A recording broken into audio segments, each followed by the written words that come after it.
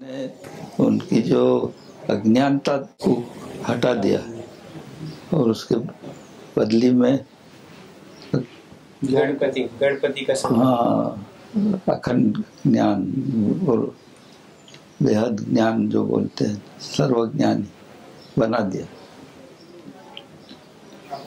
तो Shivaji was the perfect master of that time. Shivji Shiv भगवान शंकर गणपति की कहानी है ना। शिव भगवान को उन्होंने रोका तो उन्होंने तो त्रिशूल भेज के गला काट दिया कि कौन मुझे आ रहा है इधर घर में आने के लिए। माता जी ने बोले थे कि किसी को आने मत देना। नहीं तो वो गणपति जो है वो फर्स्ट गणपति है क्या? हाँ वही, वो खुद बाबा, वो खुद मतलब आदि गणपति, मतलब जो सबसे फर्स्ट इनकारनेशन के रूप में बाबा आए वो गणपति के रूप में आए। हाँ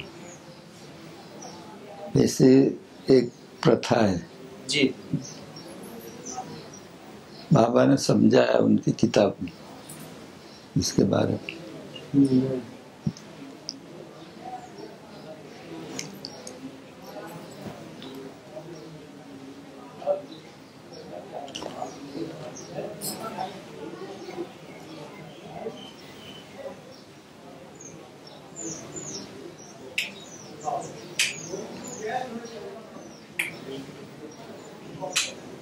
और अंकल बताइए कुछ भी। अभी तो हम लोग जितना समय आपके पास में बैठे हैं उधर भी जाते हैं समाधि में तो सब औस पौच रहता है। बड़ी मुश्किल से समय मिल के आ गया है जितना समय। बाबा एक चीज बोलते थे जी आखिर के टाइम को कि मेरा नाम स्मरण करते जाओ।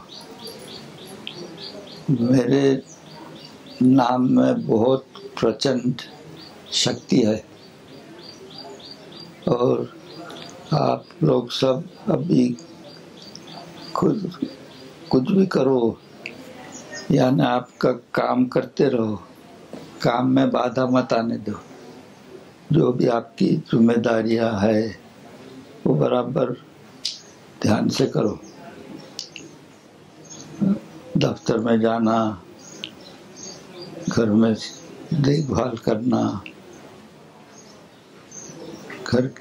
घर के अंदर काम काज रहा है उसके वो लोग भी वो खुद का काम करते रहना है। पर सब ने मेरा नाम सरीखा हृदय के अंदर रखो क्योंकि मेरे नाम में बहुत प्रचंड शक्ति है और उसका इस्तेमाल करो। ये जो शक्ति है वो आपको जगत के अंदर जो सब ये है दिखावा उससे बचा के रखेगा। जैसे आपको लुभाने के लिए माया है वो उसको आपको नहीं होगा, उससे बचा के रखेगा। काम, क्रोध, लोभ ये सब चीज से आपको संरक्षित रखेगा। कवच है कवच।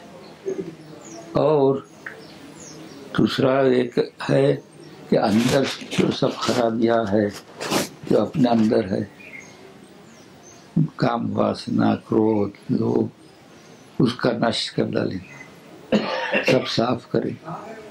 अंदर से भी साफ करेगा, बाहर से तुमको संभाल के, बाहर की चीज से संभाल के रखेगा।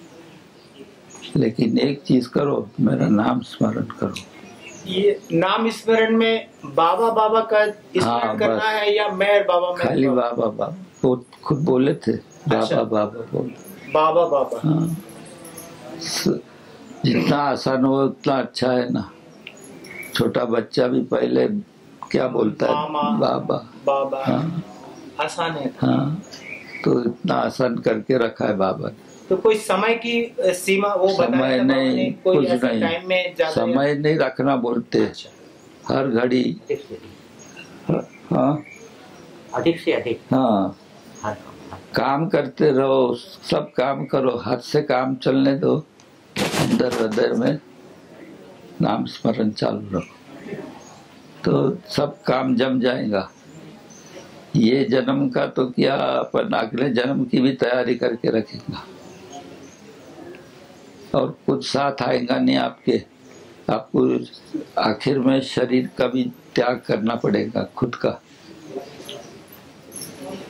तो ये शरीर भी आपका एक दिन जाने वाला है, उसके ऊपर जो भरोसा है अपने को, मैं हूँ, मैं कुछ हूँ, ऐसा है ही नहीं।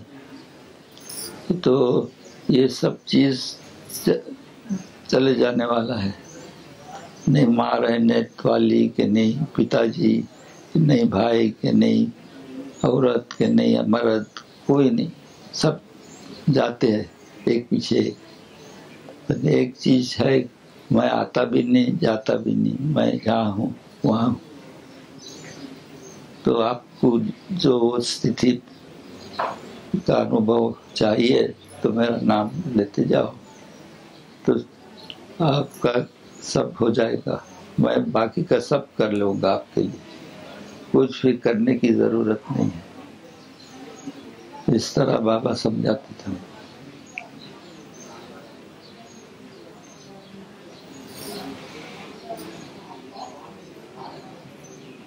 और क्या है कि आप जब नाम लेते हैं ना, तो ज़्यादा सब विचार आने लगते हैं जी, ज्यादा परेशानी, उलझन, विचार परेशान करते तो घबराओ मत, ये होने वाला है। तो नाम स्मरण छूट जाए, ऐसा वो आपका मन इसके लिए ऐसा विचार करता है कि अपन बाबा का नाम स्मरण भूल जाए। तो जब ऐसा हुआ तो मेरी मदद मांगना, मैं मदद करूँगा, इतना सब की बोले बाबा ने।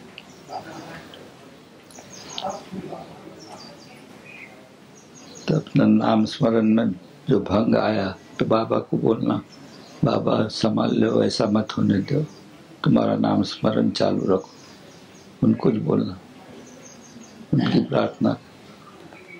बाबा बोले ऐसा आप दिल से करेंगे तो मैं जरूर मदद करूँगा।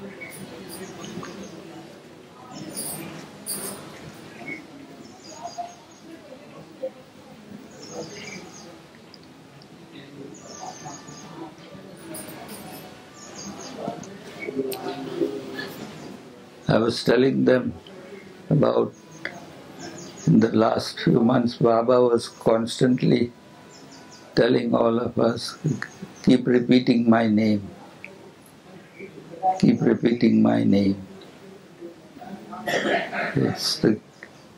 It has more power, and there is more power in my name than even myself, and even I repeat my name. So I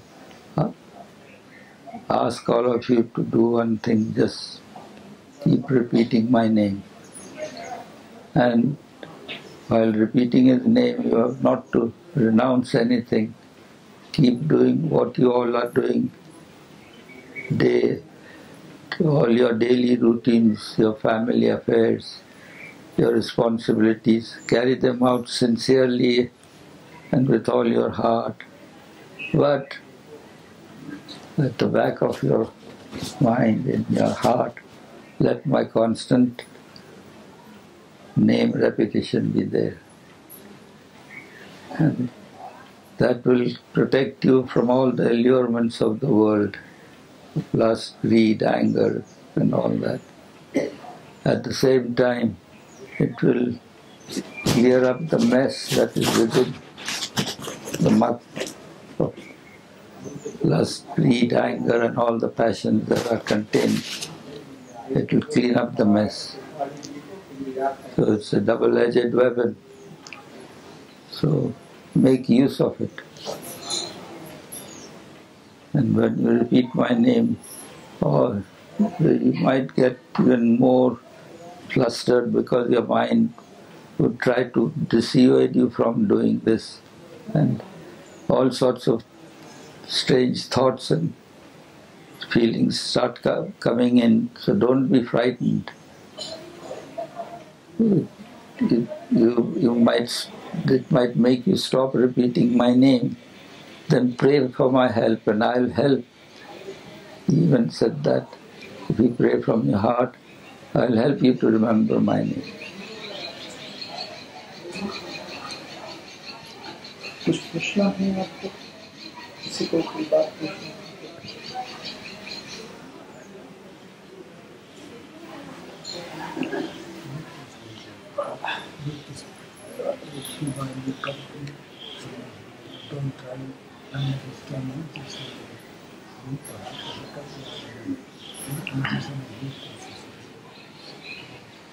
uncle पूछ रहे हैं ये जो मैसेज है, don't try to understand me, this love, ये कब किस संदर्भ में बाबा ने मैसेज दिया था? एक थोड़ा सा इसके विषय में बता दें। कुछ मुझे भी मालूम नहीं, पर बहुत सारे लोग जैसे कि आपको समझ नहीं पड़ता, आप क्यों ऐसा करते, तो बोले समझने की कोशिश मत करो। तब कहा तो जाइए, आना चाहिए, तो तुम्हारे समझ में आएंगी नहीं मेरी बात, खुदा की बात खुदा ही जाने। हाँ, तो समझने की कोशिश की तो बहुत गुचौड़े में डाल देंगे आपको, कुछ समझ में नहीं आएगा आपको कि क्या है, क्यों बाबा ऐसे कर रहे हैं। जो करते हैं तो बराबर है। बाबा का नाम जपना मुंह से और ध्यान करना दोनों अलग अलग बातें हैं। ध्यान करने की जरूरत ही नहीं, बस नाम स्मरण करो बाबा। मन कहीं भी जाने दो मन को, ध्यान करने को बैठेंगे तो मन और भी भागेगा। बहुत ध्यान से नाम स्मरण नहीं होता है। और आपको टाइम है तो करो, पर काम छोड़ के मत करो, ऐसा बाबा ने बताया।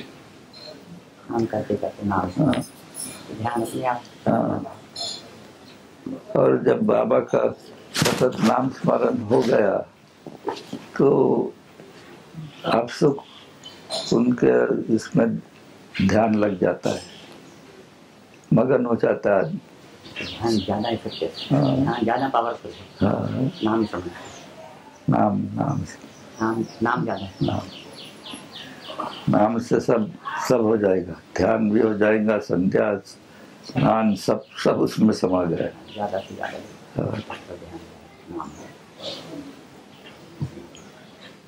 भी मैं बोल रहा हूँ तब भी आप नाम स्मरण तुम कर सकते हो, आप बोलते हो तब मैं कर सकता हूँ। सही खा, चलने दो।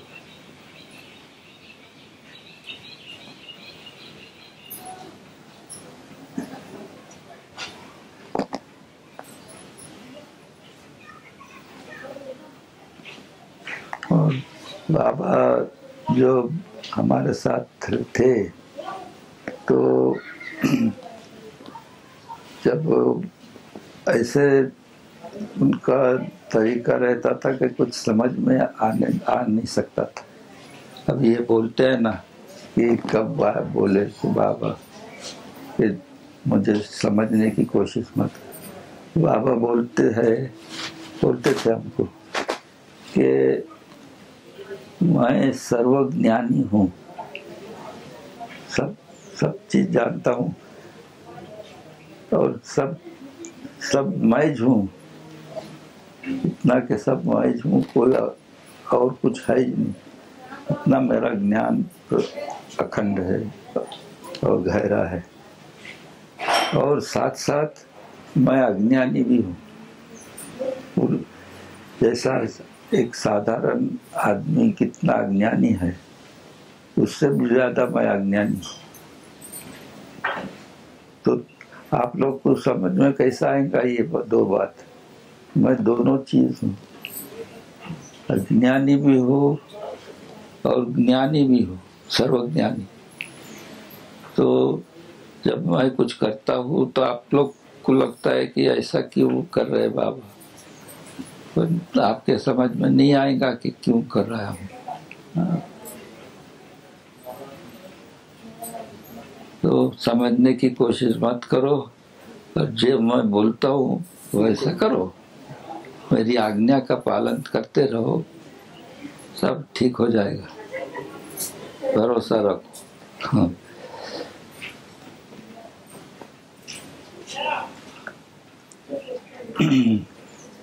तो हमारे साथ बैठने के बाबा, और जैसे अपन बैठ के कैसे बातचीत करते वैसे बैठ के बातचीत करते थे। खत आए तो खत लोगों के सुनते थे, उसका जवाब हमारे भाई लिखते थे, बाबा जो बताते थे वो सब हो जाए बात। बाबा थोड़ा कुछ खेल करते थे, जैसा ताश खेलना, ये खुदा होके सब करते थे। तो कोई को लगे कि क्या है, बाबा सचमुच भगवान है कि क्या। ताश खेलते थे हमारे साथ। तो दोनों चीज साथ में रहती थी। तो ऐसा हुआ कि जब बाबा का, और जब बाबा चलते फिरते थे ना, उनके जो 2 अपघात हुए थे, 2 मोटर, उसके अव्वल बाबा स्पोर्ट्स में बहुत भाग लेते थे, खेल कूद में जी। तो उनका फेवरेट था क्रिकेट। तो क्रिकेट में तो नंबर 1 वो विकेट कीपर थे। Wicket keeper? हाँ, रक्षण करना जगत के। तो पीछे बैठ के विकेट कीपिंग करते थे, और इतना झड़प से करते थे कि जितना भी झड़प से वो आगे वाले का पाँव उठा, फट से वो उसको आउट कर डालते थे। तो इस तरह स्पोर्ट्स में बहुत एकदम नंबर 1। कोणती भी गिल्ली डांडा, उसमें भी गोटी खेलते थे। मेरा तस्वीर है, मैं छोटा हूँ और मेरे साथ गोटी खेल रहे बाबा, आपने देखा होगा। जबलपुर में हम लोग गए थे, तो बाबा मैं गोटी खेलता था, तो बाबा वहां से गए तो खुद भी बैठ गए और गोटी दिखा मेरे को, और वैसे फटाफट पूरा गोटी। हाँ, गोटी में भी नंबर 1। हाँ, बहुत उनका नेम परफेक्ट था। फिर जब उनको एक्सीडेंट हो गया ना, तो फिर खेल कूद नहीं कर सकते थे।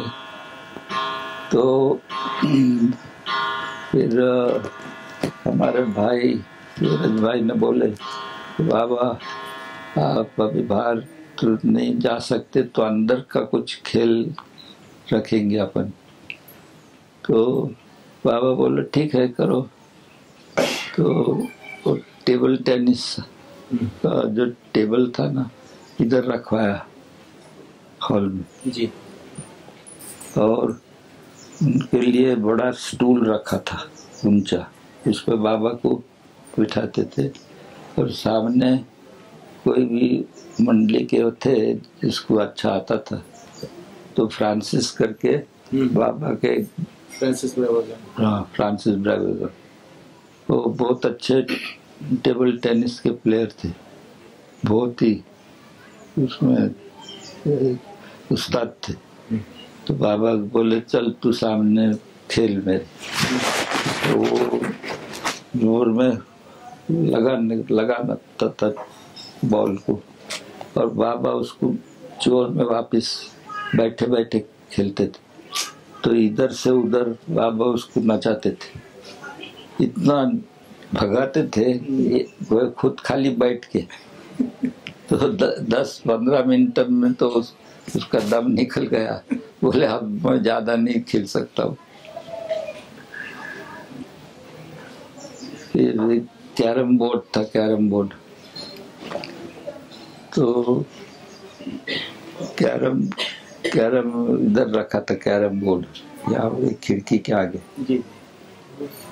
और बाबा मुझसे पूछते तुझे आता है क्या खेलने को? अच्छा। मैं बोला हाँ जी बाबा, बहुत अच्छा आता, तुम मेरा पार्टनर बन जाते। तो मैं और बाबा आमने सामने बैठे और अब दूसरे 2 जन आमने सामने दूसरी बाजू बैठे और फिर बोले चल तू शुरुआत कर। मैंने शुरुआत की और अच्छे सब शॉट्स मारे, बहुत सारे गए अंदर। एक चुक गया, फिर मेरा टर्न गया, फिर दूसरे को मिलता है, फिर बाबा के आगे टर्न आई। बाबा ऐसा एम लिया तो कुछ बराबर गया नहीं। फिर वापिस मेरे ऐसा हो के मेरी टर्न आई तो मैंने 3-4 अंदर भेजे। फिर वापिस बाबा की टर्न आई तो वापिस उन्होंने ऐसा कुछ नजदीक का शॉट था, ऐसा खाली अंदर ढकेल देने का, तो वो भी चुक गया। और वो जो स्ट्राइकर था ना वो भी अंदर डाल दिया पॉकेट के अंदर, तो सब बाहर निकालना पड़ा। तो गहले थे उसको बाहर निकालना पड़ता है। तो मैं बोला ऐसा बाबा क्यों खेल रहे, जमता नहीं उनको। तीसरी बार जब करने लगे तो मैं देख रहा था कि वापिस बाबा चुकने वाले हैं, तो मैं उठ के गया वहाँ, तो बोले बाबा ऐसा मत करो, ये ऐसा पकड़ के ऐसा मारना चाहिए। तो फिर मेरे तरफ वो ऐसा सर उठा के देखते, मुझे मालूम है। तो मुझे फिर ख्याल आया कि तो सर्वज्ञानी को मैं बोलता हूँ ऐसा नहीं। तो और फिर मुझे बोला बैठ जा, तो था बैठ जा। फिर सब बराबर करने को लगे, तो दिखाने को कि मैं सब जानता भी हूँ और नहीं भी जानता कर सकता हूँ। तो इतना वो सब लेवल पर रहते थे।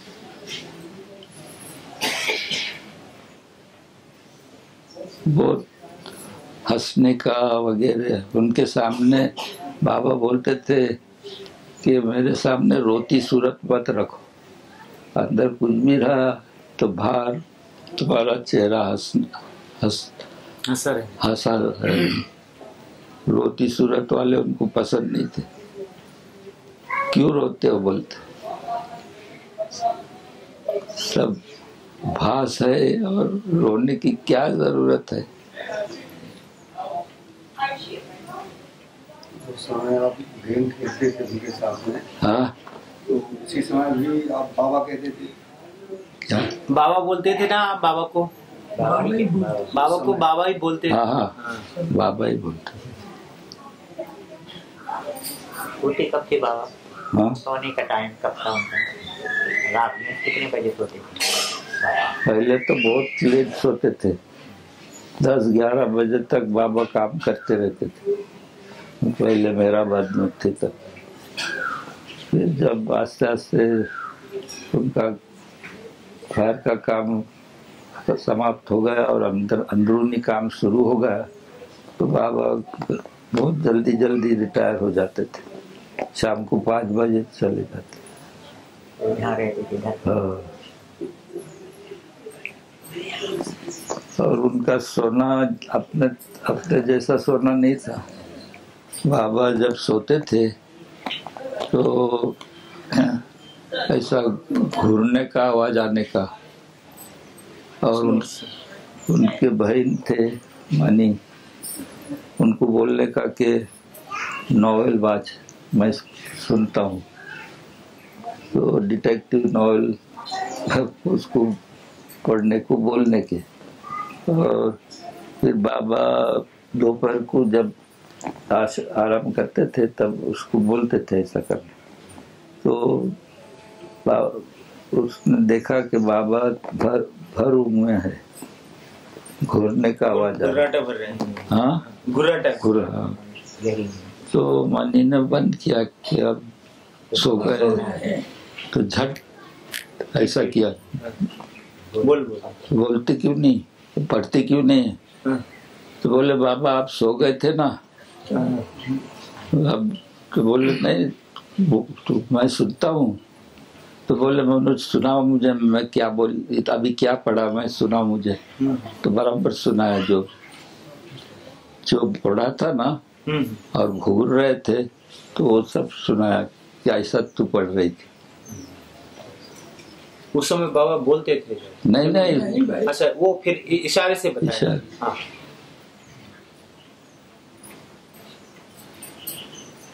तो इस तरह कुछ तो समझने की कोशिश की तो कुछ जमने वाला नहीं है। समझने की कोशिश मत करो खुद।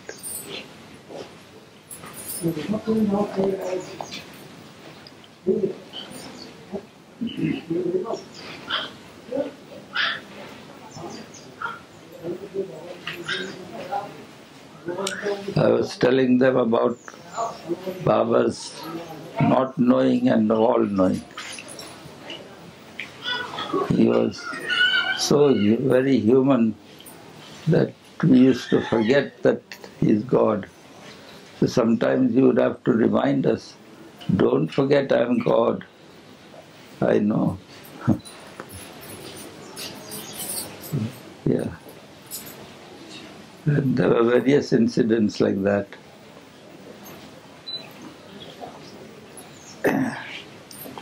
वो कीचड़ वाली घटना अंकल सुनाए को बाबा जब वो उसमें नदी में जो है वो एरिस भाई जब लेके आ रहे थे तो कैसे घटना हो गई? बाबा ने कहा था कि जैसे मुझे इस कीचड़ से निकाला। मैं बाबा वेंगुर्ला में थे। वेंगुर्ला ये अपना बम्बई से थोड़ा ऐसा जो समुद्र के किनारे जो अपना है ना जी, तो बम्बई ऐसे बड़े बड़े शहर है, फिर एक छोटा गांव आता है। अच्छा। समुद्र के किनारे, तो उसका नाम वेंगुर्ला है। वेंगुर्ला, हाँ। गोवा के बीच में, गोवा और बम्बई के बीच में। गोवा और बम्बई के बीच में वहाँ बाबा गए थे विश्रांति करने के लिए। हाँ। थोड़े दिन। तो वहाँ जब वेंगुर्ला थे तो बाबा महिला मंडली के साथ गए थे, तो उन लोग को बाबा दरिया में तैरने के लिए भेजते थे, महिला मंडली को। और धीरज बाबा के साथ अलग है एक बाजू। तो धीरज है तो बाबा को दरिया में ले जाके उनको भी तैरना सिखाने का कोशिश करते थे। तो बाबा को बोलेंगे बाबा तुम मैं पकड़ता हूँ, जरा ऐसा हाथ हिलाओ तो आपको अच्छा लगेगा। बाबा हाथ करेंगे पैर को ऐसा करो, तो करते थे ऐसा नजदीक के। तो फिर बोले कि चलो वहाँ मस्त है तो सामने, तो उसको अपन जाके कांटेक्ट करेंगे। ये लोग महिला मंडली को रंध उधर अपन जाएंगे। तो फिर बाबा को सब कपड़े बिपड़े पहना के बोले चलो। बोले ऐसा है खाड़ी है सामने तो है मस्त वहाँ। तो अपन ने नाव इधर सब बच्चे लोग खेल रहे, उन लोग को बुला के उनकी नाव में बैठ के जाएंगे ना, सामने तो है। तो धीरज भाई बोले नहीं ये तो बहुत जोखिम का है बाबा, इसमें मत बैठना ना, खतरनाक है। तब बोले क्या खतरनाक है यार, सामने तो दिखता है। तो बोले अच्छा। तो एक पाँच। तो बोले नहीं बुला उसको। तो दो लड़के, नाव थी ना, नाव क्या एक ऐसा छोटी डूंगिया, वो झाड़ का ये रहता है ना थड़, झाड़ काट के उसके अंदर का बीच में निकाल के वो ऐसा खाली लकड़ी अंदर खोखली लकड़ी थी जो उसको तैरा रहा था। हाँ, उसके अंदर वो लोग मछली पकड़ने को जाते थे, तो 2 आदमी बैठ सकते अंदर। तो नीरज ने बुलाया उसको, बोला हमको वहाँ ले जा, तुम लोग ले जाओगे कि? तो बोले हाँ हाँ बैठो। तो नाव में बैठे और वो लोग ढकेलने लगे तो नाव को। तो दूसरे जो लड़के लोग थे वो उसने देखा, तो वो आए वहाँ से और नीचे से वो लड़के का पाँव खींचा उसने, तो जो ढकेलता था उसका लुढ़क पड़ा, तो नाव भी उल्टी। तो बाबा और नीरज भाई दोनों अंदर दरिया में घुस गए और नीरज भाई के हाथ में सब बाबा का सामान था, बोर्ड वगैरह थैली में, और सब कपड़े खाड़ी में गिर गए और बाबा भी गिर गए। तो बाबा को पोना नहीं आता था, तो बाबा नीरज भाई तो घबरा गए कि बाबा को क्या हो गया।